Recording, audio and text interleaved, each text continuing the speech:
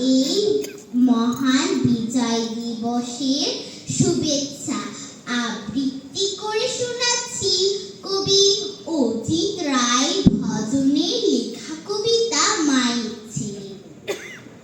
যুদ্ধে যাব বিজয় পাবো এমনই করে পণ, স্বাধীন দেশে গর্ভে হেসে কেটে যাবে ক্ষণ। মায়ের ছেলে সবটা ফেলে অস্ত্র তুলে হাতে, যুদ্ধে চলে জয় মা বলে আধার কালো রাতে। 9 মাস শেষে সূর্য হেসে আলোক দিয়ে কয়, বাংলাদেশের বীরের বেশে আসলো প্রিয় জয়।